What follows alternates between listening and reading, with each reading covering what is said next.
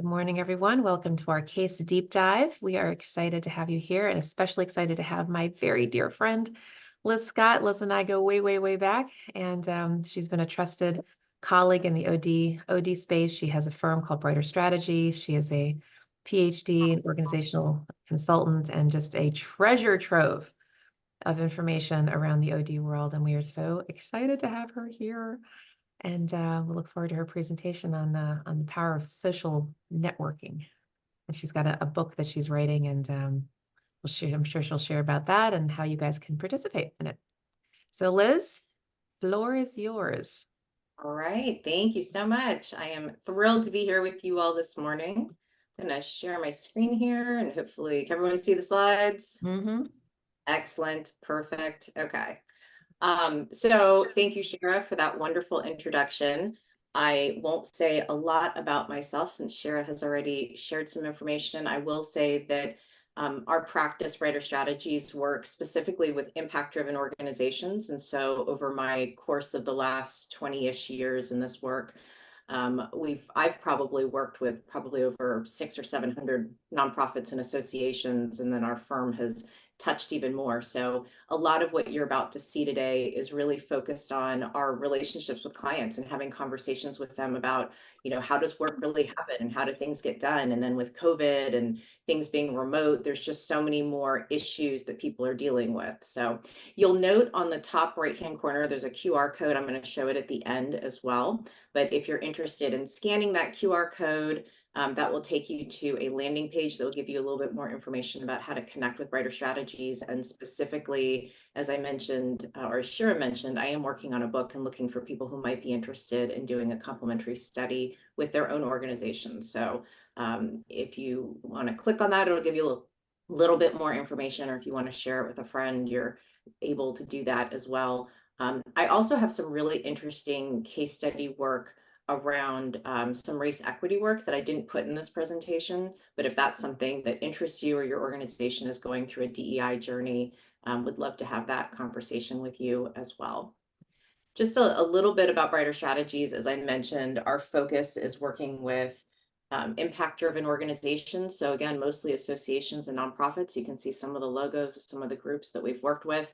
And most of our work, really, it's organizations get to a place where they realize that what got them here isn't going to get them to that next level of development and growth.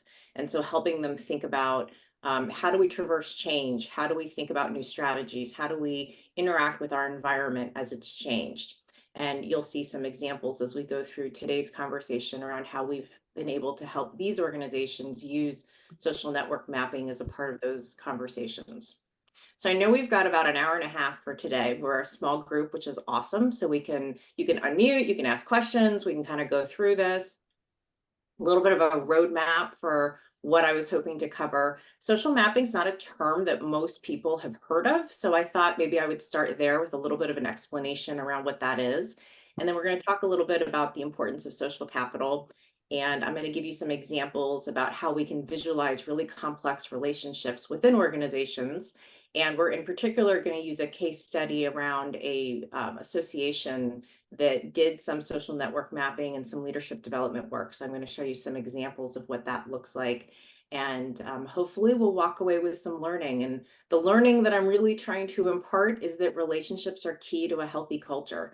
And so I'm going to talk to you today about how do you measure relationships, how do you use data to support change, and ultimately, how do we strengthen the culture of our organizations? So that is our roadmap. I'm going to start just with this notion of what is social mapping. So it comes out of work around social network analysis. You might have heard that term, or you might have heard it referred to as organizational network analysis. It's basically a method for studying structures and relationships between people. So if you look at my little visual on the right here, if you imagine each of those push pins being a person, there are lines that connect you to all the people that you know and that you interact with. And so what social mapping does is it's a tool to help us visualize and analyze those relationships and interactions between those groups. So we can do things that are very simple, like count the number of connections that one person has to other individuals, but we can also run complex statistical analysis and analyze the status or the power within that relationship. And we can begin to identify who key players might be within an organization or within a network. So there's some interesting and fun things that we can do that I'll begin to share with you a little bit today. This all started, the whole idea behind social mapping started with a guy in the 1960s. He was a social psychologist. His name was Stanley Milgram. You might have heard about him in a psychology class in college. But what he was interested in is he wanted to know how interconnected is the world. And so he took a bunch of packets of information and he dropped them off in Nebraska and Kansas. And he did not know the people that he dropped them off with. And he gave those people clear instructions to deliver those packets to somebody in Boston, Massachusetts. And there were some rules to this game. They could only give the packet to somebody that they knew. So if they knew the person in Boston, great, mail it to the person in Boston. But if you didn't, then you had to give it to somebody who you thought maybe would know that person in Boston. And so these packets kind of jumped and hopped across the United States, if you will. And on average, it took the packets 5.5 people, well, so, somewhere between 5 and 6 people to actually get to the office. And this is where that concept of 6 degrees of separation comes in. If you've ever heard that before, people will say, everyone in the world is connected within 6 degrees of separation. That's basically why. It's through Milgram's study. What's interesting is not just the 5.5 hops, but 16 of the 24 packets that reached this individual at their home came from the same person, which is interesting. And those that found this gentleman at work, a majority of them were delivered by 2 people. So not only is the whole world connected in 6 people, but some people appear to be better connected than others, which I think is sort of common sense. We all kind of know that, but this was the first sort of psychological study where he published on it. Now, in a more modern format, some of you might have played the 6 Degrees of Kevin Bacon game. Brian, I see you laughing, so I think maybe you're familiar with this. So the whole idea, if you're not familiar, is that you name any actor that you can think of, and then you try to connect them to Kevin Bacon in 6 or less moves. And again, it just takes the idea that the whole world is connected in 6 or less people and turns it into something that's a little bit fun. What's interesting about Kevin Bacon is he's actually been in over 40 films, and he's 2 steps away from Jackie Chan, who's been in 181 films. And he's also 2 steps away from Eric Roberts, Julia Roberts' brother, and he's been in over 700 films. So when you start doing that math, it's not really Kevin Bacon. I mean, he's a great actor, but it's not really him. It's the people he knows and the people they know and the connections. And that's what gives Kevin Bacon supposedly this power in Hollywood. But I did the 6 Degrees of Kevin Bacon, and I can actually connect myself to Kevin Bacon and 4 people. So the reality is, and I don't really know Kevin Bacon, right? But I know someone who knows somebody who knows him. So, the reality is that we're all interconnected in this web of a world.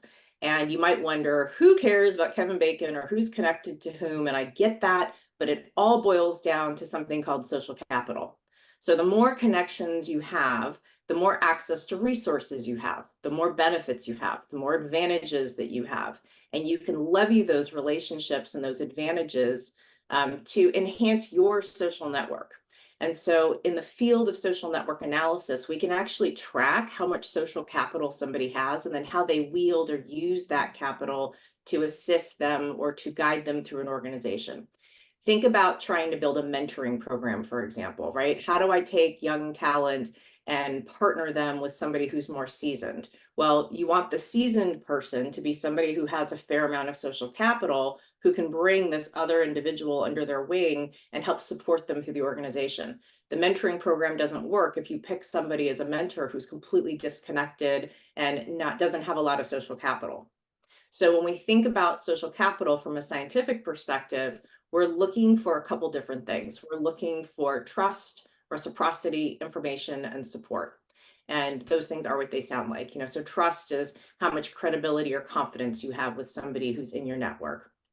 Reciprocity is how willing are you to go out of your way to exchange a favor, to provide assistance, to help somebody out, right? If I called you at 1 o'clock this afternoon and said, hey, my car got stuck and I'm in West Virginia, how many of you would come pick me up?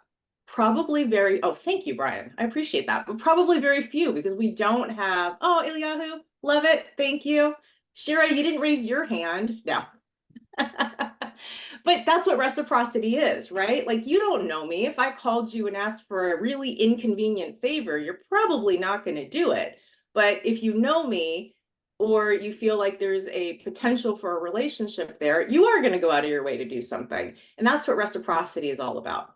We also track information. So people who have high levels of social capital tend to know what's going on organizationally. They're politically in the know, right? They've got information, insights, they've got experience with other people in the network. They're good political savvy players from that perspective.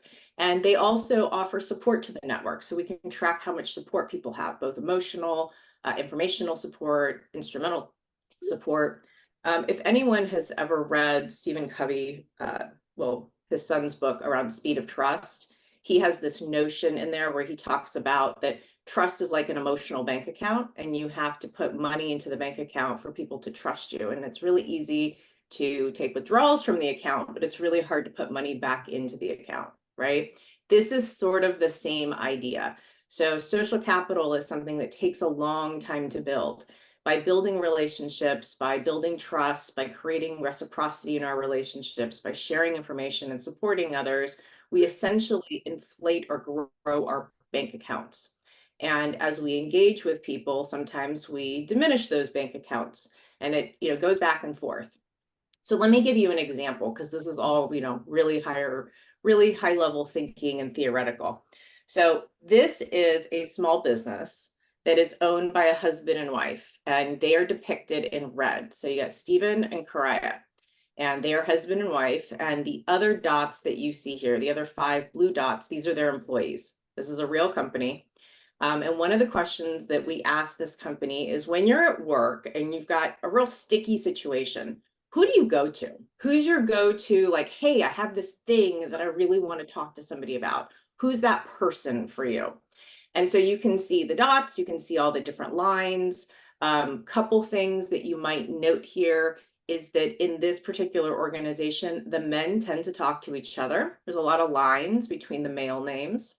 The women are relatively isolated. People don't seem to go to them for work advice, with the exception of Paul, who does go to Doreen, but everyone else is kind of isolated there.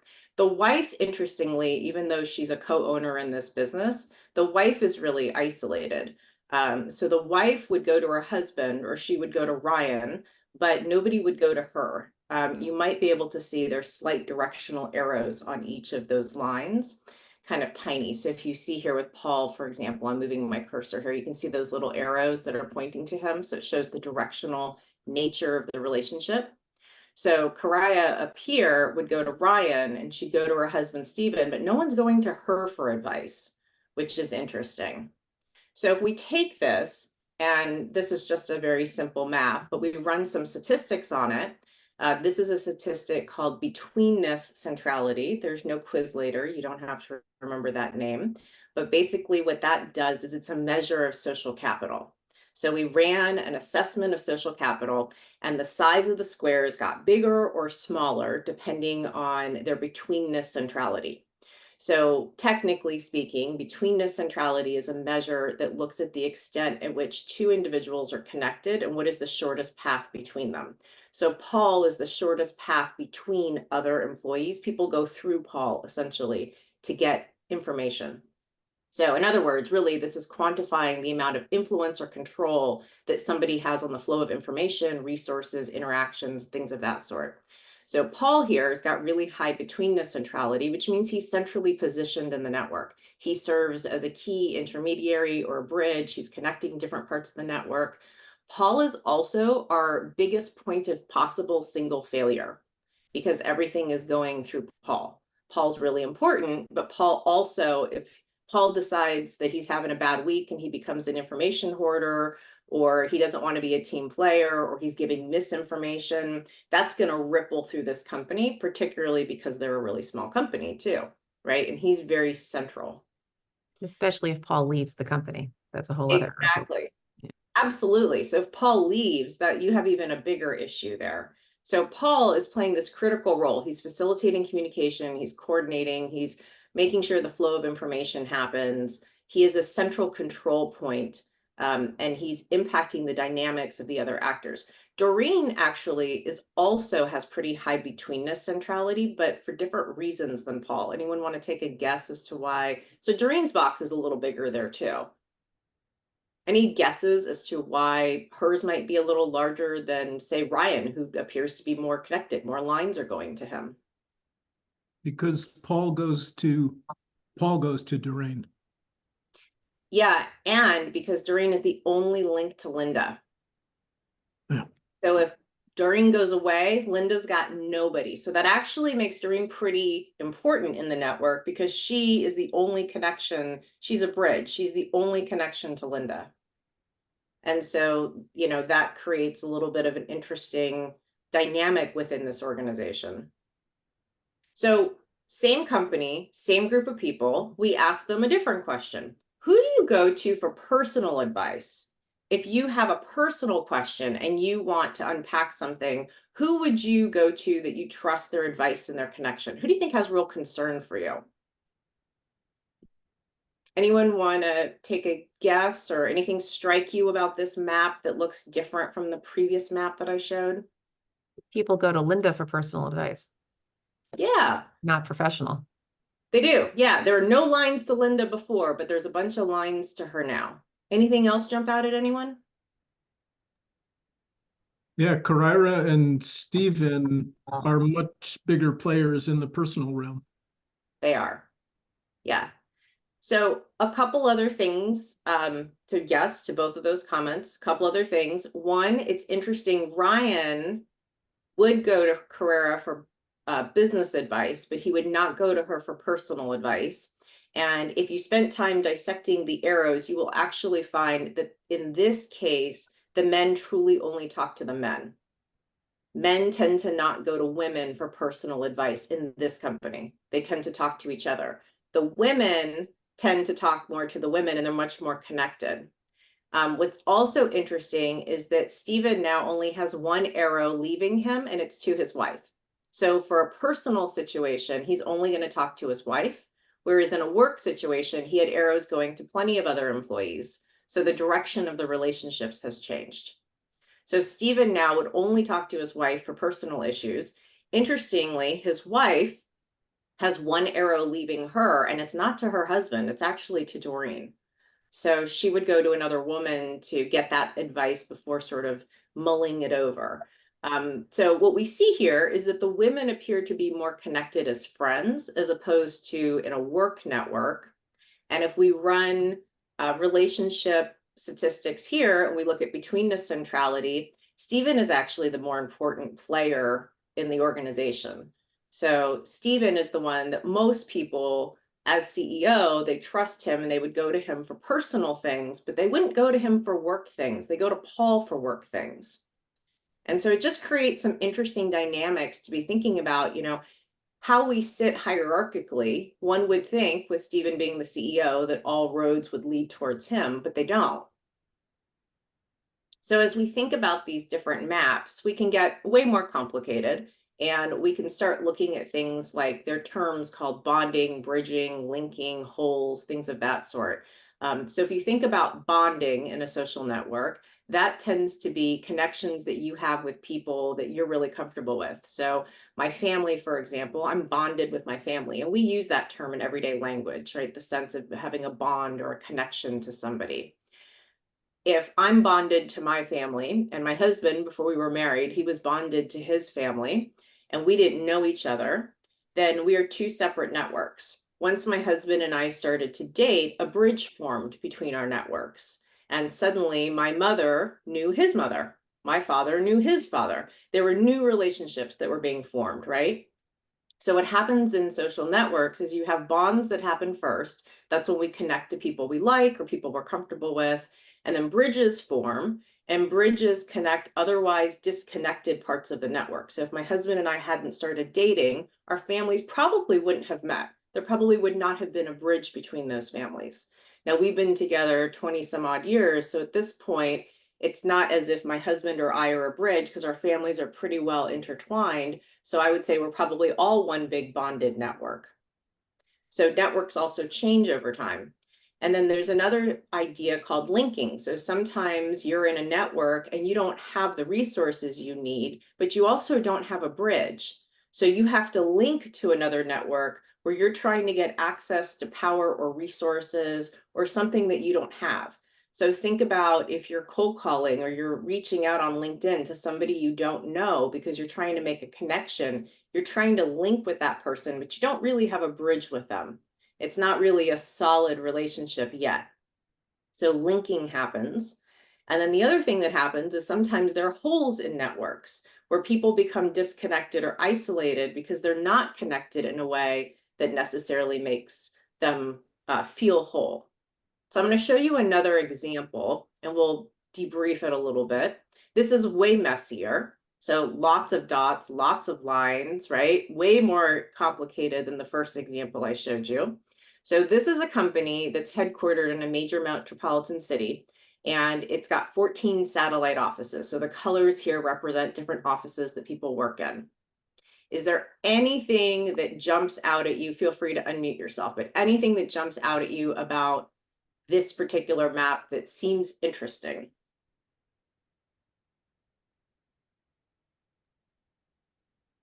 All of the isolated people around the edges. Yeah, there's some isolated people. 3 of the 4 isolated at the top are all the same color, so they all work in the same office. And a lot of the isolated people have arrows going to them, but not coming from them. Yeah. Yeah, so Chanda's interesting because Chanda here, if you see my Therefore, cursor Chanda. start moving, right? Chanda appears to be connected to this broader network, but Chanda, and they're all purple, Chanda is maybe an information hoarder, right? We don't really know, but her purple folks are not all talking to each other and they're not talking to the broader organization. Everything appears to go through Chanda. So if Chanda is an amazing leader and a fantastic team player, great. If Chanda is an information hoarder, what do you think those experiences are like? And judging that 3 of her folks are up here and don't even have any connections, I'm leaning on she's an information hoarder more than she's this amazing person who's just taking time to connect with people one-on-one. So whatever she's doing, she's got a ton of organizational power in this particular network.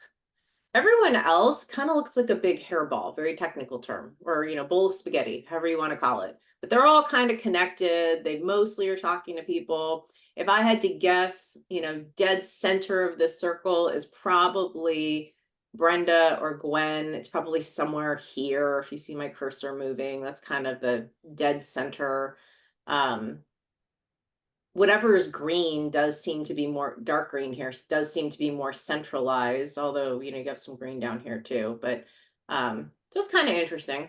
So we ran some analysis here, and Chanda, to no surprise, does have a lot of social capital because she's a bridge. And in that role of being a bridge, she has more control and more prestige. She could use it for good or evil, we don't know, but she definitely has power there. You can see that a number of the darker green boxes are also larger. Gwen appears to have the most centralized power. What's interesting here is if you can find Marianne, she's right here. Marianne is the CEO. So in this case, she's not the largest box and not the most central. Although what's interesting is that Marianne sits in headquarters. And so on this map, dark green is headquarters, which then made us wonder what's happening with headquarters exactly? Because, it makes sense. They're in the middle of things. But what does this communication flow really look like? So we normalize the data by location. And anything interesting about this map?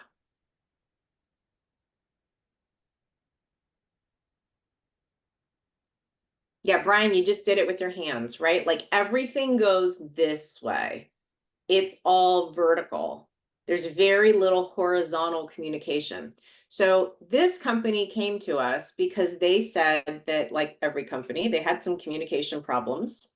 They felt that they didn't have good innovative processes. They were recreating the wheel, and they wanted to figure out, how do we improve communications? And as we started to map communications and workflow, we realized, and this map doesn't really tell you that, but when we looked at the information this way, we realized everything goes to headquarters. So unfortunately, headquarters is no longer green. They are now dark blue at the bottom there. But what we realize is that all information flows to headquarters. Headquarters processes that information and then sends it back out to all the field offices, right? So in almost no instances do you see horizontal lines. So field offices are not talking to other field offices. So if this group over here creates some amazing protocol or process and it goes to headquarters, kind of gets squished or redefined before it goes back, if it goes back out to someone else. Liz, this makes me think about an association, the chapter model, right? Exactly. I mean, I'm sure we're all thinking that, right? You know, the information that flows from headquarters, and yet where's the best practice sharing, right, between the chapters so that they're all, right, interconnected. Yeah, absolutely. And this is a state association. So this is a state association, and these are their chapter offices across the state. And this particular organization is part of a broader national organization. So imagine mapping that map for the entire organization. This is just one state.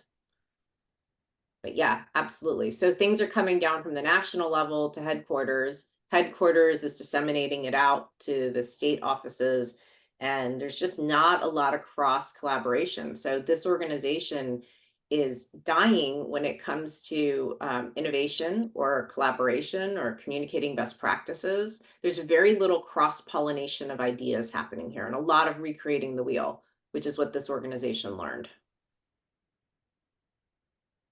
I'm sure you've never worked for an organization like this, right? You've never seen this before.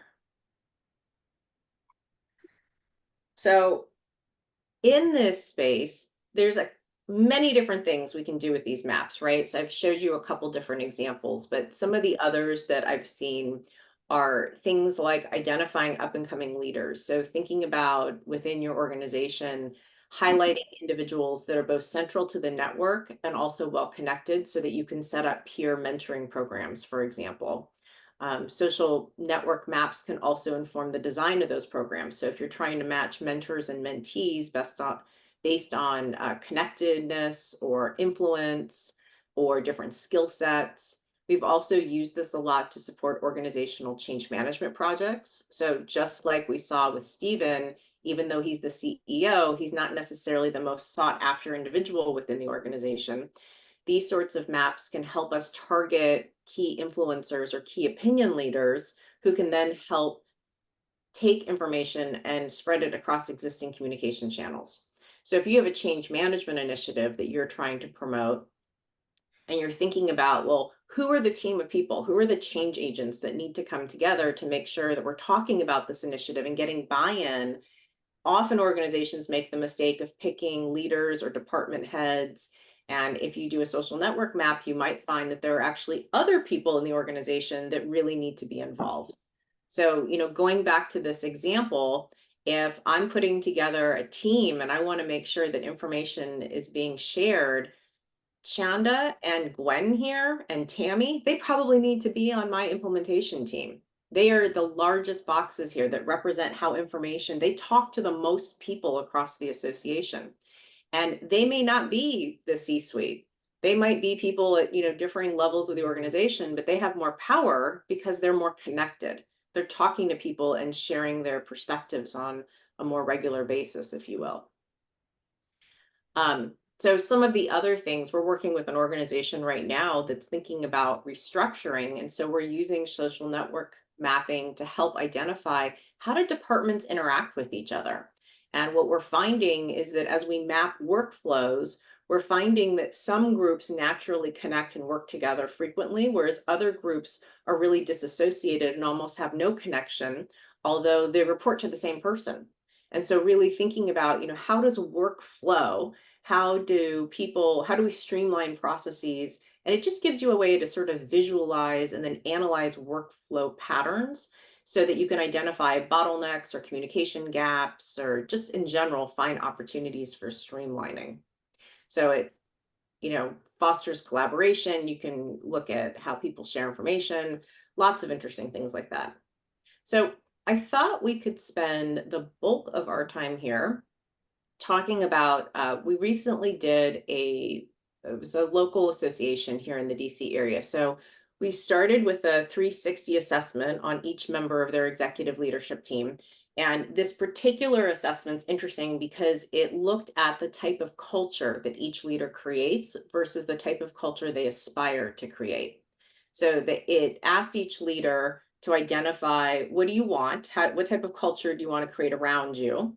And then it asked the staff, how do you feel working for this person? What type of culture do they actually create? And it's kind of cool because it gives them a bit of a gap analysis, right? Like, here's the culture I want to create, here's what I actually create. And it's a great opportunity for some coaching around how do we merge the two.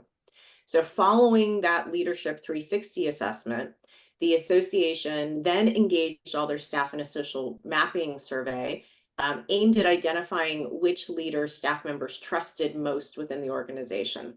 And so that study really explored the social capital, or the influence that these 4 leaders had on the organization as a whole. And to no surprise, we found that there is a deep correlation between the Leaders 360 assessment and how staff perceive the individual and the individual's role, both within social capital, but predominantly within trust. And so what we found is that as leaders build more trust and they possess more social capital, they tend to shape healthier cultures around them, right? And so that was a really interesting discussion to be able to sort of correlate those. So I want to start here just with the 360 feedback. So there were a whole bunch of questions that were asked, but the 3 that I wanted to focus on today were, this person makes people feel empowered. That's the light gray line. This person brings out the best in people, and this person is ready for a promotion. So you can see there's 4 leaders here. It was a 1.7, 1 to 7 scale. So leader 1, you can see their scores here, leader 2, leader 3, leader 4. Any thoughts on which leader you'd like to work under? Not a trick question. Yeah, probably leader 2. Leader 3 is looking pretty good too, but leader 2 definitely wins the 360 score here. We also, in this 360 process, asked about culture, as I mentioned. So each leader was given, so 100% is perfect. Each leader was given a score by staff around how healthy or constructive is the culture that this person creates. And you can see that on the right side of the screen. So leader 1 scores pretty low on their 360. And the staff said that they are 12% of a healthy, constructive culture. Whereas leader 2, they create a healthy, constructive culture 94% of the time. So they're actually a pretty great individual to work with. Leader 3 is 81% of the time, and leader 4 is 27% of the time. What's fascinating to me is that leader 4 is their CEO. Yeah, I know. It gives you like a moment of perplexion, right? You're like, interesting. So leader 4 is the CEO, and their lowest scoring point is that this individual makes people feel empowered, which is unfortunate. So we took this information, we ran the social mapping exercise that I mentioned. So we asked a whole bunch of questions that had to do with the diversity of this leader's network. How much trust do you put in them? Would you go pick them up at 2 a.m. if they called you? That wasn't really a question, but trying to look at reciprocity. How does reciprocity work? What would you do for this person? What do you expect them to do for you? We looked at influence and reputation and access to information and a whole bunch of different questions. And what we've done here is we've mapped, so the gray dots in the middle represent all the different staff. And as we look at the survey as a whole, The numbers in the circles represent the number of times somebody would reach out to one of those individuals. So you can see leader 1, 131 times would somebody access them based on the questions we asked.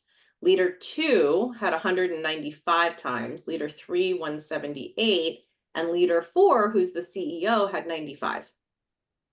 And interestingly, that proportionally aligns back to what we had here on the right, which is how constructive or healthy of a culture does this person create? So leader 1 is 12%, leader 4 is 27%, and you can see staff aren't going to them as much. Even though those people are C-suite and one of them is the CEO. Liz, Yeah, how big is this organization? How many employees? they have about 35 employees, so they're relatively small. Small to mid-sized, I would say, for an association. So you'd expect the CEO to have more people or more times accessing that person? If I believe that social capital is aligned with hierarchical power, then yes, I would believe that the CEO should have more people coming to them. However, what we're learning and what social science is showing us is that hierarchical position does not equate to trust or social capital or import for an organization, right? So in this case, people are going to leader 2. They're not going to leader 4. Can I ask what position leader 2 has? I don't want to derail, sorry. But No, it's fine. Leader 2 is their COO. Mhm. Yeah. So I won't show you all the questions, but I'm going to show you a couple because I think this is interesting and it'll help, I think, open up for some discussion. But we asked, so a whole bunch of questions, but here are the ones I want to share. This one is, which of these individuals do you regularly turn to for support and advice? So same thing, you've got leader 1, leader 2, leader 3, and leader 4. The darker the blue, the more constructive and healthy the culture is that this person creates. So in this case, leader 2, well, they're going to look the same on all the slides because leader 2 creates the healthiest culture. If you remember back from the other slide, they were at 94%. Leader 3 is second at 81%. So you can see from there.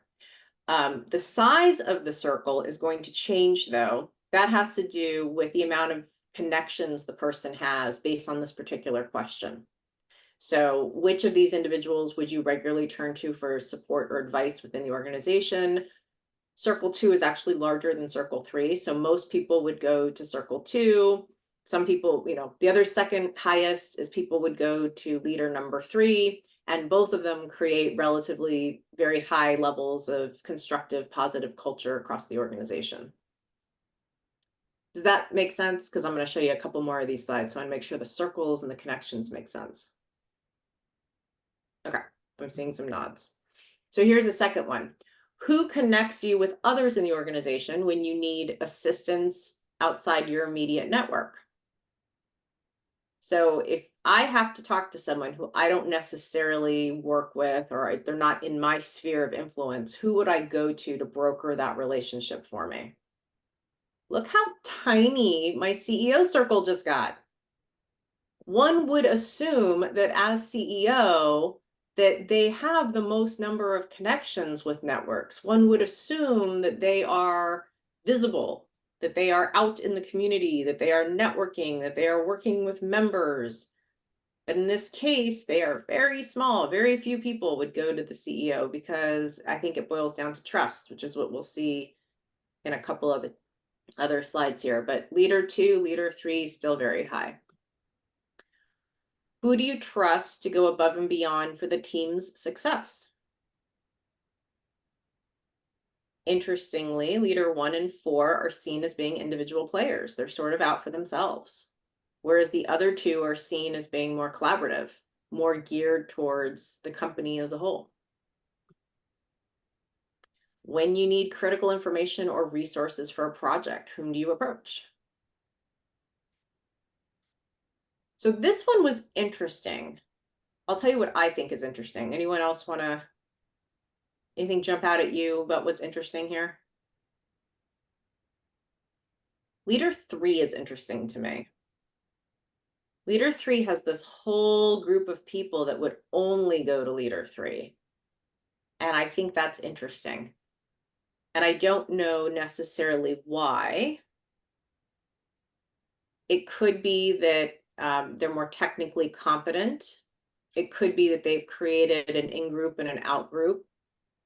It could be that they've been there longer, and so people trust them more. You know, lots of interesting things to be thinking about. But it is interesting that they have a group of people who would only really go to leader 3. And then this last one, who are the most visible leaders in the organization? So who do you see representing the organization? And what's fascinating here is that the CEO, leader 4, is the largest. So the CEO is the most visible individual, which is not surprising because they're CEO. But when you think about the blueness, if you will, of the circles and the culture that these individuals are creating around them, with the CEO being the most visible within the organization, the one that is representing the organization both internally and externally. So they have the most visibility, but they're not creating the most constructive or positive culture. So that's interesting. So when you think about, what does a staff meeting look like for this group? Is it the CEO getting up and doing a lot of talking and representing the culture and people not really trusting and not viewing that individual as having a lot of social capital, but yet they are the figurehead?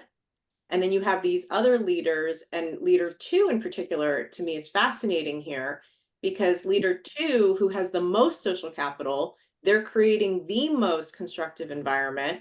When asked about representation, their circle is the smallest.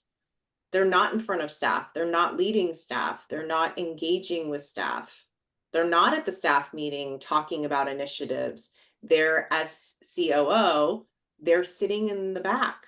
They're letting the CEO shine, which is fine, except the culture of the organization is being impacted by this leader.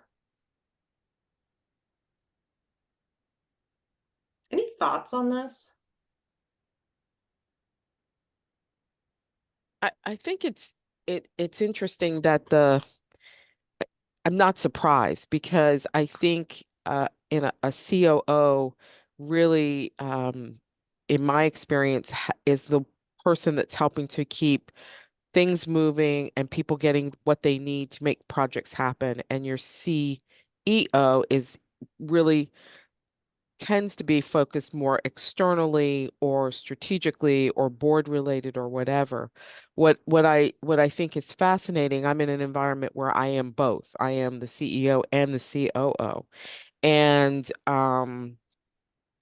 it it the earlier charts where it was more of the internal facing, that totally made sense to me because I imagine if I had a COO, there are things that they would be focusing on that I that would allow me to do things very differently.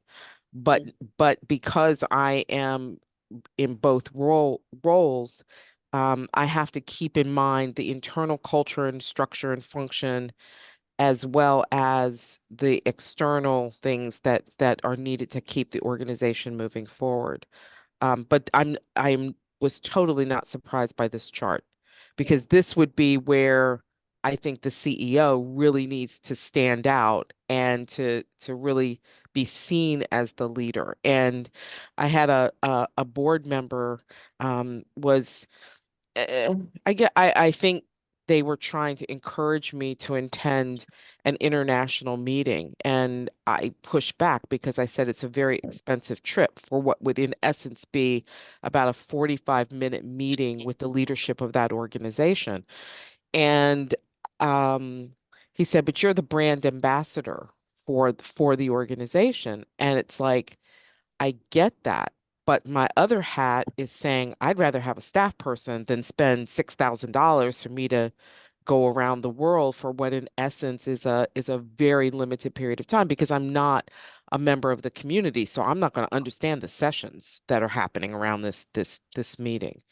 But him identifying me as the brand ambassador, I hadn't thought of it from that perspective, even though that's in essence what Mhm. we are. So this one did not surprise me. Some of the other ones did, but I think I would love to see if an organization without a COO, how all of that I wasn't surprised by the other ones, and wasn't really surprised about this one either. Thank you so much, Wanda. Any other thoughts? Yeah, I was just going to say leadership is one thing, and obviously as CEO, you need to lead, but the negative impact on the culture to me that person brings, I mean, how do you come back from that? If that person is just kind of narcissistic and not interested in change, that organization is just going to continue to suffer, I would think, is from the cultural standpoint. And, I think culture at some level, as far as organizational success, as the old saying goes, it's going to eat leadership for breakfast. Yep. No, I agree with you, Dan. Yeah. So, what's interesting about this, it's not just a bunch of charts and graphs. It is, but there's benefit to this work from an organizational standpoint. And I think, it boils down to a lot of the comments you guys just made. The 360s provide valuable personal feedback to each leader, but the social mapping study complemented that by offering some insights in how leaders build culture and how through their networks, they're influencing cultural norms. And what we see is that if you engage with the CEO, there's certain cultural norms that are being impacted that are having a negative, he's influencing rather, that are having a negative impact on culture and on the organization. Whereas when you interface with leaders 2 and 3, you get a much healthier culture, but they have much less visibility or control in the network. So staff trust them, but they're not central. And so that's worth some conversation. So, through this exercise, this particular organization was able to identify which of our leaders cultivate deeper relationships. So who do we want to put in mentoring and support roles? It's not leader 1 or 4, right? Like if we're going to create some mentoring, let's pull knowledge from leader 2 and leader 3. It also identified some areas where targeted coaching was needed. Interestingly, leader 1 saw these results and said, oh my goodness, I need an executive coach immediately. Leader 4, who's the CEO, saw the results and was like, all good here, nothing to see. So, it tells you something about people's personalities and how they're going to move forward. And you can't tell the CEO, actually, you are a perfect candidate for coaching. Because to be coached, you have to want to be coached, right? I see the chat blowing up, and Shira, I'm not looking at it, so I'm going to assume that if there's a question that you'll just interrupt me there. Thank you. Yeah, people are just making some insightful comments. Okay, thanks. I Um, appreciate that. Can I ask a question here? Yeah, please jump on in. So if the people who are more culture influencers and more connected, if you create a mentoring, if you turn them into mentors, so they influence the culture more, and the CEO remains who the CEO is because there's no problem here, aren't you heading the organization down a path of culture conflict, making it more difficult for the CEO? And is there a way around that? That's a great question. Any insights from others? I have my opinion, but we'll see if anyone else has a thought. Or if you've experienced anything like this.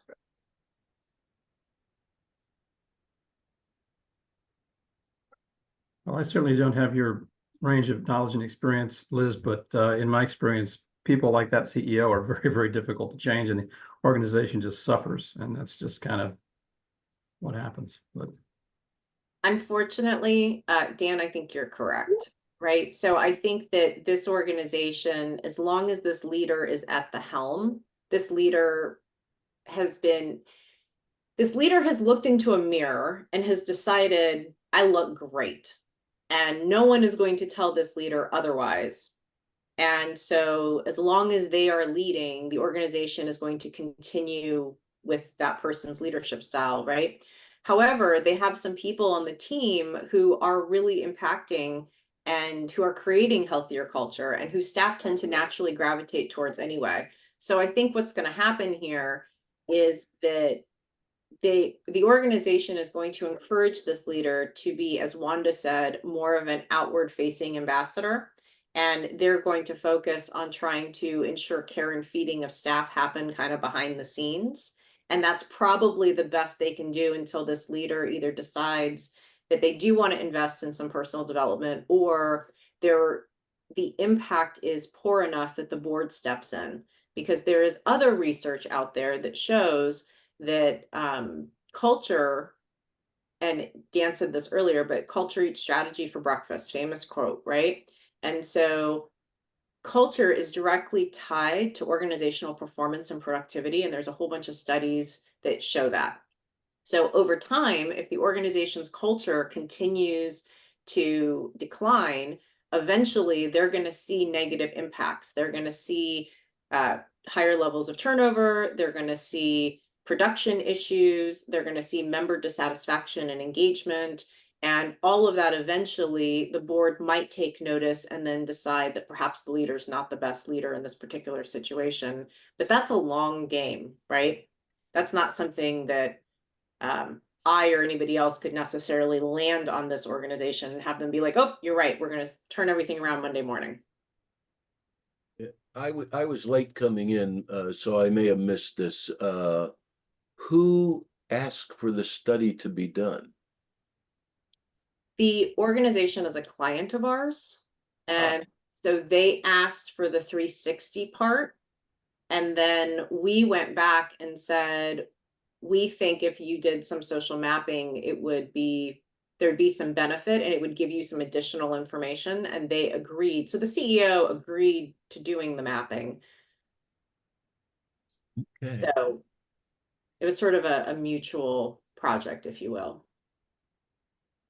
Yeah, I tend to agree with Dan. I think that this sounds like the kind of person that's not going to change, meaning the CEO. Most likely.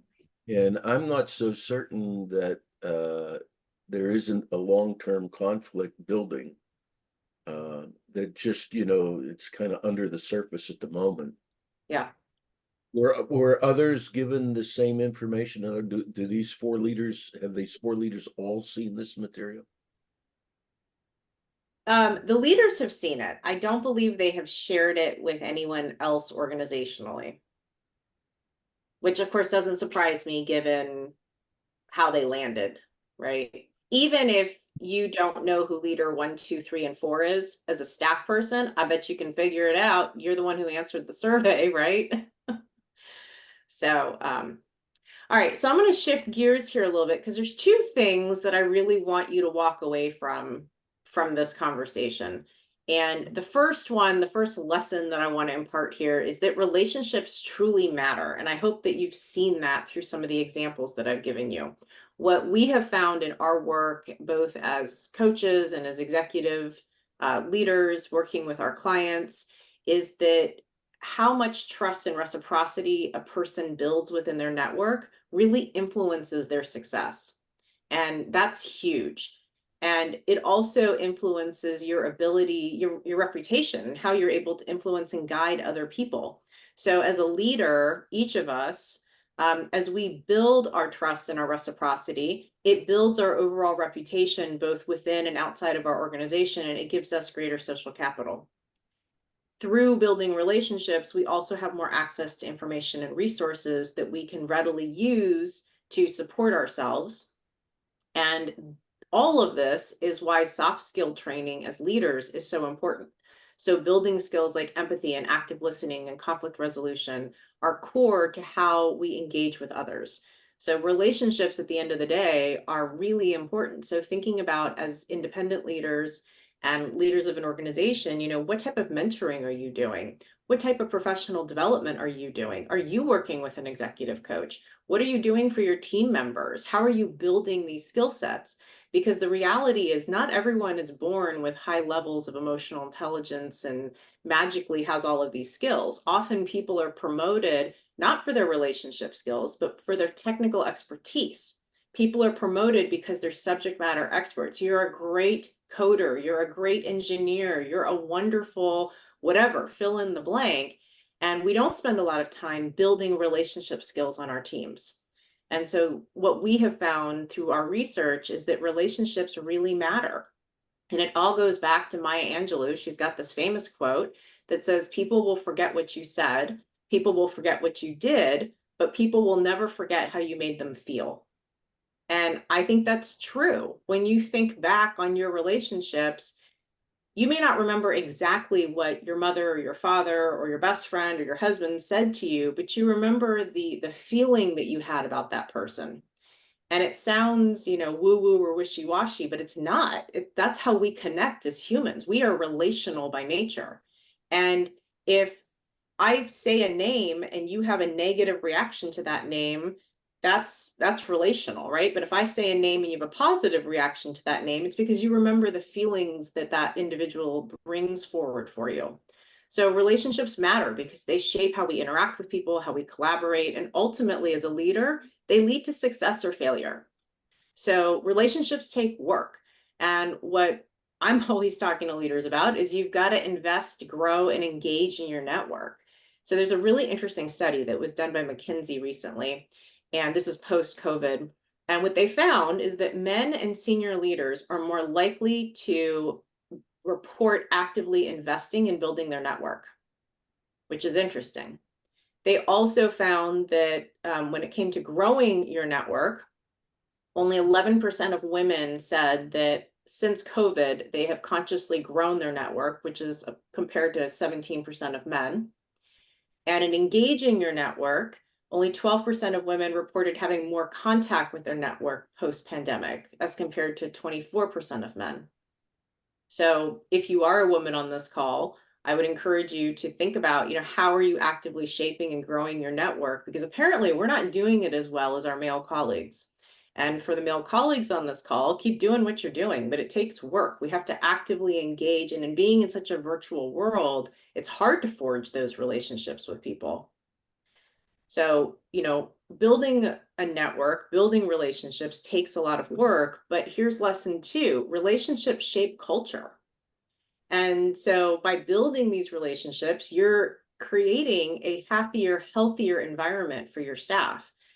Employees who feel connected to their network are 1.5 times more likely to report a sense of belonging at work. They're also 1.5 times more likely to report that they're being engaged at work. So simply checking in with people, talking to them, engaging with them. So we see relationships influencing culture in the workplace in a bunch of different ways. It influences in how people collaborate. So high levels of trust and reciprocity within an organization means that people are more likely to share information and ideas, whether remote or in person. It also means that the better the relationships, the more effective the communication is. People are willing to have those messy, sticky, uncomfortable conversations because they trust that the other person is coming at them from a place of positive or good intent.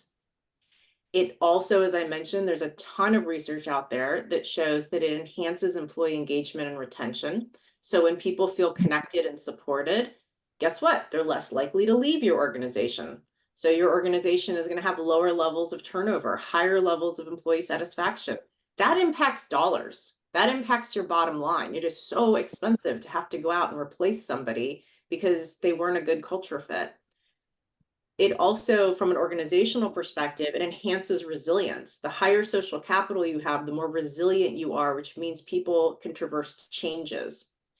And ultimately, the last thing, which we've been spending some time talking about, is that when you have stronger relationships, leaders tend to be more effective because they can leverage relationships to influence others, to help mobilize support, and ultimately strategies get completed because people are working together and accomplishing the tasks.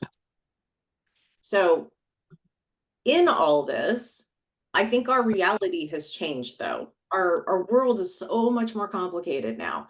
We're all interconnected. Half of everyone's, working remote or hybrid. And I think that impacts relationships. It impacts networks. It impacts our ability to connect with one another. So this is a study that came out of Pew. But what they found is that, and I don't know, I'm curious as to what's happening at your organizations, but what they found is that remote work is not going away. That's basically what the study said. So 14% of the US population is working from home all of the time. 1/3 of our population works remotely when they can. And 41% are at least part-time or have some sort of a hybrid setup.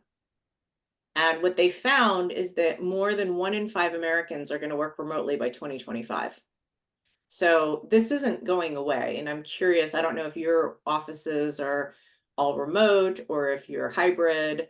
I'd love a quick poll, like where are you with that? Most people I talk to are in a hybrid space right now. Is anyone fully back to work? Fully in person? We're mostly virtual. Mostly virtual? Hybrid. Hybrid, okay. Yeah.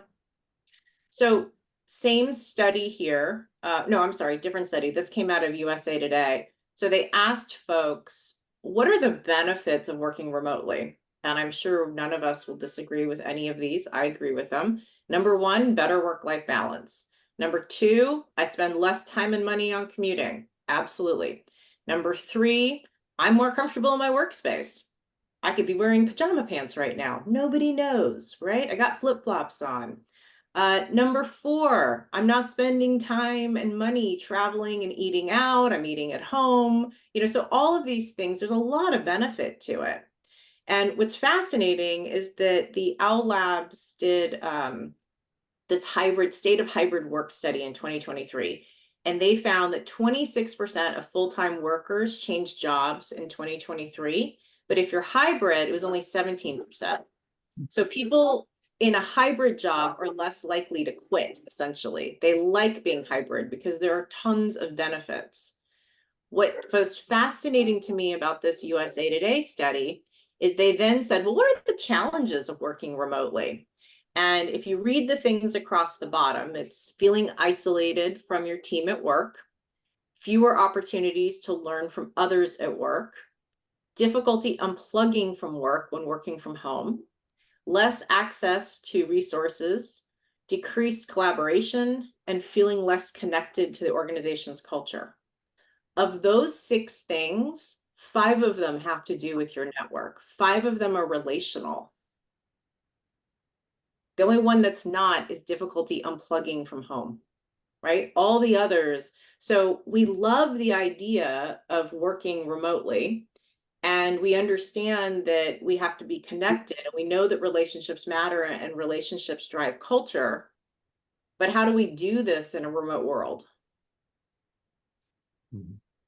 So I want to pause for a moment here and just maybe I'll stop sharing for a moment since we've got a nice small group. But any thoughts? How are you doing this? How are you dealing with it in your own offices? Well, it's challenging. We have periodic all hands meetings in our very small office in the DC area to try to, get people interacting with each other. But to me, from the employer standpoint, one of the major benefits of virtual is otherwise you're making the assumption that the best people you can possibly hire are in one geographic location. And for us, I found the last 3 people I hired were not in the DC area, and they're the best people I could find. So you really limit yourself in many ways if you're just forcing people to come back to the office on a periodic basis. So Dan, just out of curiosity, how are you connecting with those, or do you have any leading practices that you've identified since you're now geographically diverse? Well, we're using some of the typical tools, Clifton Strengths Finder. We just did a predictive index exercise, and we're doing 5 dysfunctions of a team. So we're trying to utilize the various tools that are out there. And one of the people we just hired is actually expert in several of those tools. So that's been helpful too. That's awesome. Very cool. What about others? What are you experiencing, Wanda? Well, I did something this year that I will continue to do, and I may try to expand it if budget allows, but I brought in the entire team a day early to our annual conference. The whole group goes and meet and works the annual conference. I brought them in early so that we could have an afternoon of sort of touring the center together in the hotel together. It's been done in smaller groups previously, but then we had a group dinner. And at the group dinner, we brought in cards and we brought in a couple of board games and encouraged the staff to get to know each other by because many of the folks had never met each other in person. And next year, my if I can't do it this year, my goal is next year, and I probably won't this year. My goal will be to do our meeting is normally in March, but do a late summer event or early fall event. And again, bring everybody into the office or into an area. It's I literally have people across the country. There's a concentration on the East Coast, but I do have a couple of folks in Denver. I have one in California. But the other thing we've done that I just got back from last night was my clinical practice group, which was basically a group that was sort of restaffed recently. We had a summit. We work with a number, 4 members that serve in some sort of a consulting capacity working on materials. So we brought all of the consultants, the staff, the 2 staff for the department, the another staff member who works in our corporate support area, and myself. And we spent, in essence, about a little over a day really talking about the department needs, the function, the projects, the history behind a lot of that. So again, being a little bit more strategic about trying to when appropriate, gather people together. And this meeting was held in Chicago because we looked geographically where everybody was located, and it made sense to hold the meeting in Chicago. So I think you really do have to be deliberate in planning for opportunities for the team to get together. We meet every Monday on a huddle meeting, which is obviously Zoom, but I do think there's a benefit to in person that we had not really been as thoughtful about, but now that it's on the radar, I'm certainly trying to incorporate that. Liz, you're muted. I said I love those comments. Thank you, Wanda. You definitely have got some good leading practices. Anyone else want to jump in here? This isn't a practice, but I have a question to see if you've seen any work on this particular area. As we have more hybrid and we hire people across time zones, and that's the way we work. Have you seen any studies about how we deal with the time zone issue? It's not only within the bounds of the United States. Now you can hire somebody in Europe, for heaven's sakes, if you want. So I just haven't seen any studies on that. I'm wondering if you have. I haven't seen any academic studies on it, but I can tell you from a practical experience, what I'm seeing with my clients is for those that are in the US, they seem to have shifted regular work hours. So people are no longer 8 to 5, 9 to 5. They very much, they have core hours that might be like noon to 3 because they have people on the East Coast and people on the West Coast. So they try to hold meetings within that noon to 3 or noon to 4 time frame, Eastern time.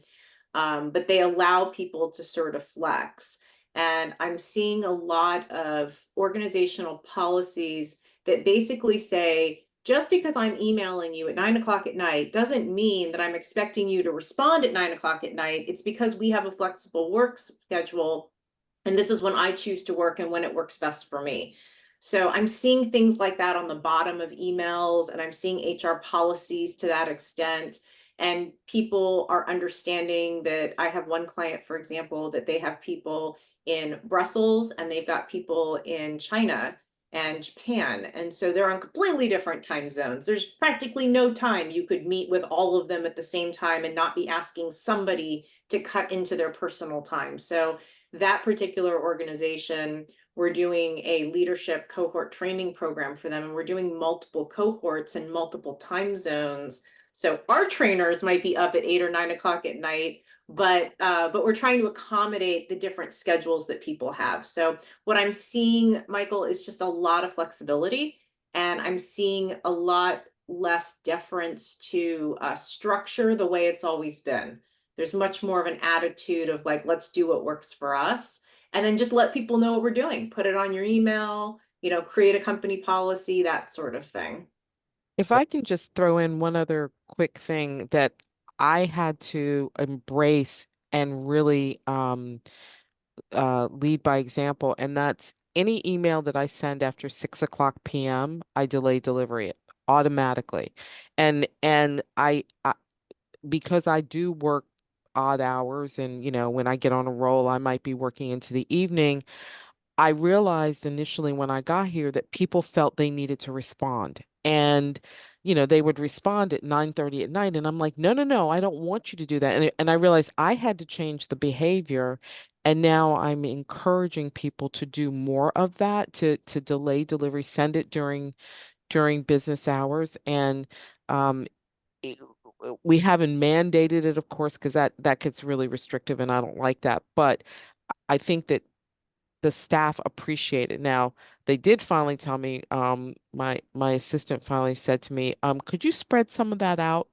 And I said, why? And she said, we had a long weekend, and she came back, and I think I must have sent her like 30 emails that she got like at 8 o'clock in the next that next day, work day. She's like, yeah, spread them out a little bit. I appreciate it, but then I got the deluge. So That's but she funny. shared that, and I think she was comfortable saying, yeah, that's good, but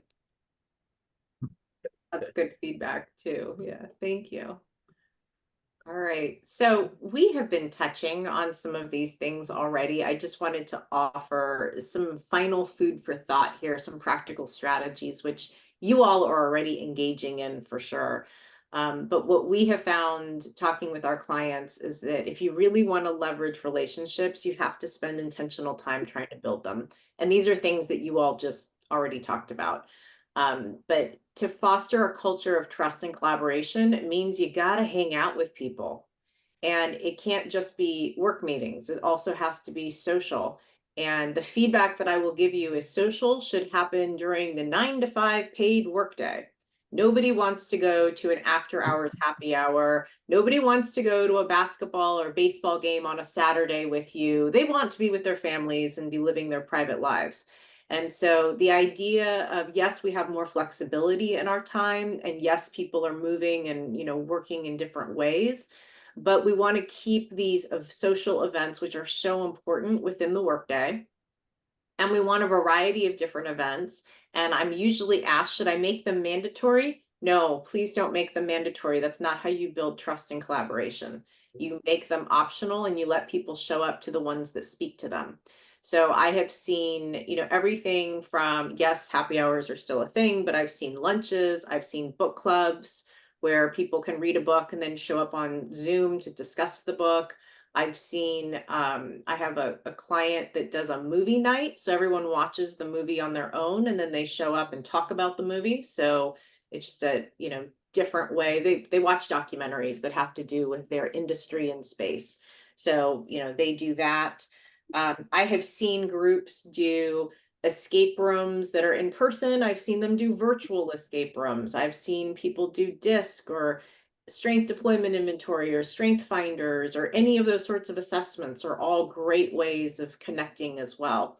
And so it's having this balance between strategy and work related, and then get to know you. And get to know you can never be forced. It can never be a mandatory event, but it's an opportunity for people to connect in more natural ways, if you will. I have one client that does 3-minute TED Talks. So an employee has 3 minutes, and they can just rattle on about whatever interests them for 3 minutes. And it's just a way to, get to know them. They schedule them throughout the year. So tons of interesting things and ways to collaborate. I'm sure Google and ChatGPT can give you lots of ideas if you put them into pose those queries. But what we're finding is that it's really about that intentionality. And then the second thing is encouraging cross-functional connections and knowledge sharing. So what we're finding, particularly in this remote world, is that I only talk to the people that I need to talk to for my specific projects. And because I'm on Zoom, we don't do all of the, I'm going to sit here for 5 minutes and chit chat with you because Shira's late to the meeting. So we're waiting for her to show up. So we're talking about our weekend. That sort of thing disappears because you show up and you've got 20 minutes or 30 minutes. So you dive right into, here's the meeting. Here's what I wanted to talk to you about. Okay, thanks. See you later. Bye. Meeting's over. Right. And so what we're finding is that there's not a lot of natural time for people to work cross-functionally. So as leaders, thinking about, can you create cross-functional teams or connections where people are intentionally working on projects or sharing information? So thinking about maybe there's a strategic initiative or some sort of, again, some other cross-functional connection. But the point of sharing information so that people understand that there are informational resources across the organization and not just in their own department, that seems to be something that's really important for both building networks, but also for mitigating some of the impacts of working remotely. The third thing that we're finding is intentional opportunities for people to network and build relationships, particularly with senior leaders. So people might go to the book club or the movie night or the social happy hour thing that you do on Zoom or whatever that is, but intentional time to meet and create leadership is something that does tend to be missing. So an opportunity to have, coffee and donuts with me as the CEO, or an opportunity to check in with folks, or taking folks out to lunch if they're local, or out to coffee, or having a virtual connection with them. So as a leader, and I tell all the CEOs, all the leaders I work with, your calendar, you should be touching each employee once a month. You should have an opportunity. It doesn't mean you have to take them out to lunch once a month, but there should be a check-in with everybody. How are you doing? What's happening in your world? What projects are you working on? Because people, particularly in a virtual environment, are not going to ping senior leadership to set up a Zoom meeting just because, right? Because we only set up meetings for work purposes. And from a hierarchical standpoint, most staff aren't going to feel comfortable reaching out to a C-suite person to say, hey, I just want to talk to you for 15 minutes. And the first time you do it, it's going to seem super weird because they're going to be like, why is the CEO or this person reaching out to me? But the more you do it, it becomes part of the cadence. So building those opportunities for relationship development. And then, of course, leading by example, which I think, we probably all try to do and strive for as leaders. But helping our staff and those on our leadership teams also do the things that we've talked about. So driving the idea that relationships are important, that they influence culture, and that ultimately we're doing this because it creates strategic success and it impacts our bottom line positively. Liz, could you speak a little bit to what I'll call the impromptu knowledge sharing, the water cooler talk that we're missing, right? The just pop in your office kind of stuff. I mean, you've alluded to it a little bit, but is there any research or practical tools that folks can really engage in? I know some people use Slack, or if they're on Teams, they'll do the informal chat, and there are things like that. But I'm wondering, are you seeing some ways to organically create those knowledge sharing moments beyond the meetings, beyond the scheduled times? Obviously, people use texting. I mean, we all know what people do, but from your lens as an OD professional, are you seeing some leading practices around best ways for people to kind of have those informal and organic connections? Honestly, outside of what you mentioned, not really. I mean, I think Teams and Slack are great because it allows for sort of that impromptu conversation. What I'm seeing though is that you have to be intentional and create space for people to have those conversations. I don't accidentally bump into anyone at a water cooler anymore. And all the meetings on my calendar are scheduled and they're purpose driven. They all have agendas. So as leaders, what I'm seeing is people creating intentional space to have unstructured time. We're all just going to hang out and have lunch together on Wednesday at noon, log on, bring your lunch. And if more than 5 or 6 people show up, we'll move into breakout rooms. So it's structured, but it's unintentional in the sense that there's no agenda. So that's what I'm seeing. So somebody still has to put that structure together and put it on people's calendars. and sort of facilitate, if you will, but not having an agenda. We're not walking in with clear team building, for example. Thanks. And I'd love to know, I mean, is anyone on this call doing anything that you think fits into that category of unstructured water cooler time? I make a point, I should say, of reaching out. We have 47 staff, so there's 46 people that I work with, including my boss. I'd say about a third I work with enough that I see them organically in addition to business.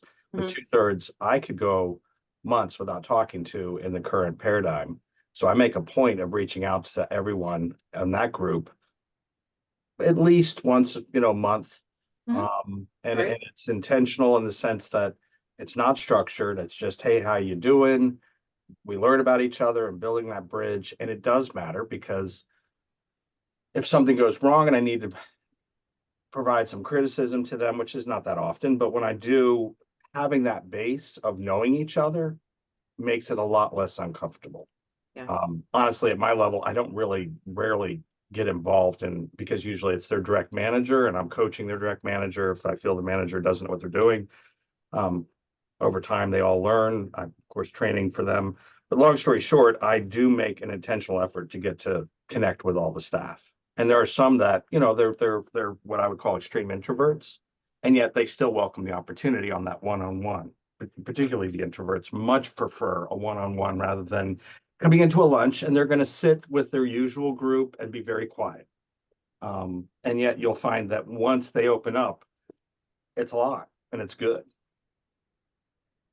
One thing I have seen, if you're on Slack, there's an app called Donut that you can download, and I would imagine Teams probably has something similar. But what Donut does is you can set up the frequency, so it can be, once a month, once a quarter, whatever you want, and it will match 2 or 3 people. You put in the parameters, but it'll match people randomly and invite you to set up a coffee and donut meeting. So if you're in the Slack account, it'll just randomly pick every month, everyone gets partnered with somebody. And then next month, everyone gets repartnered with somebody else. And somehow it has an algorithm so you don't get partnered with the same person every time. But it's a great way for people to randomly connect with folks that you wouldn't talk to regularly as part of your work. And people can opt in or opt out. So if they don't want to participate in the donut, they just opt out and it's not part of their Slack account. But that's been sort of an interesting thing because Alan, to your point, people tend to gravitate towards the people that they already know. So if I'm going to go to a lunch, I'm going to sit next to the person I've already met. And so Donut forces you to have a 30-minute conversation with someone you don't know necessarily or that you don't work with all the time. And we actually have that here at Writer Strategies. And I have opted in as CEO. And so I do get a chance. We have our set on a every other month basis. So every other month it matches me with a different employee and puts time on my calendar, does it all for me. And it actually will pop up when you register. It asks you some personal questions like, do you like to cook, or what's your favorite food, or what TV shows are you watching? And so when it matches you with the other employee, it sends them your profile of information. So it gives you something to talk about as well. Like, oh, I see you like Italian food or whatever it is. So kind of fun. I have I don't do this, but I have a friend who has she calls it hobby time. And what they do is once a quarter, if someone wants, they share their hobby with, it's during work hours, they share their hobby.